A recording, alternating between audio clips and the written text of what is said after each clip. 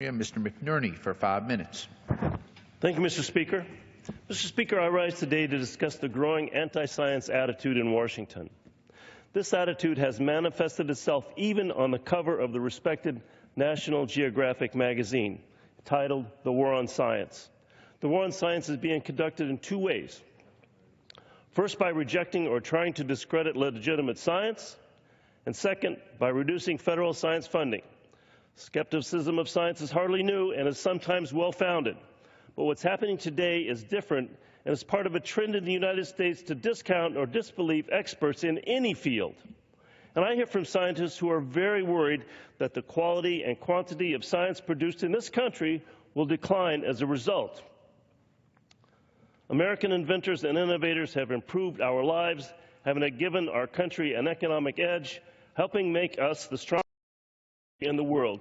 Let me share a partial list of revolutionary achievements by American scientists.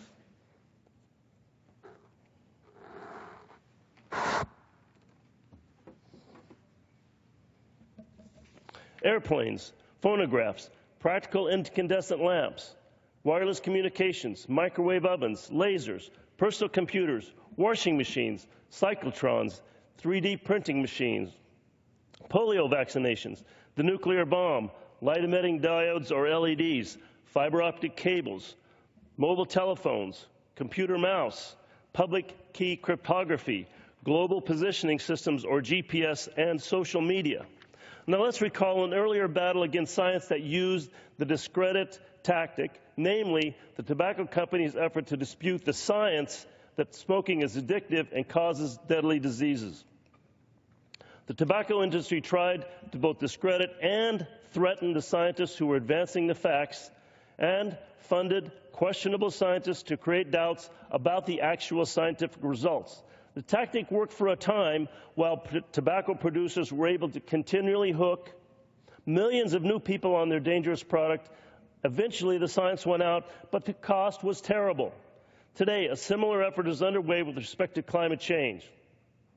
The science is clear, with a vast majority of climate scientists agreeing that the climate is warming and that continuing to emit carbon into the atmosphere at current levels will significantly and mostly detrimental change our environment.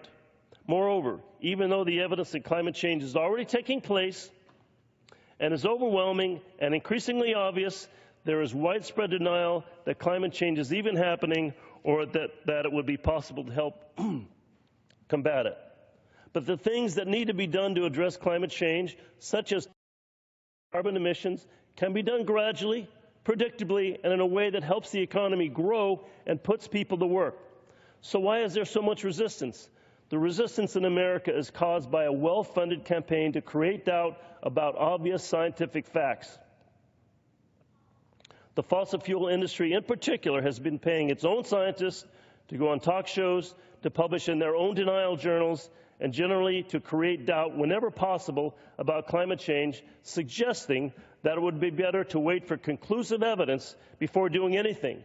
But to wait for conclusive evidence is to wait for catastrophe.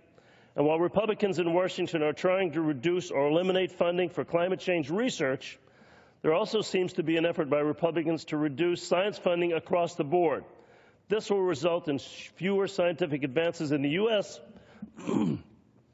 which will likely cause us to fall behind our competitors. But this is part of a larger trend that denies there are real experts. Science denial has become a pop culture. This is dangerous because modern society is built upon the things that science got right. I see the war on science in this country as short-sighted and very damaging to our economy. We need to change the tone and direction toward a positive process that acknowledges and supports the role science has played and will continue to play for our country. That means working with legislators and getting more scientists, yes, more scientists, and other concerned citizens involved in the political process to ensure that our nation can continue to benefit from new science, discoveries, and innovation, and which will help create the jobs we need to continue to be a great economic power.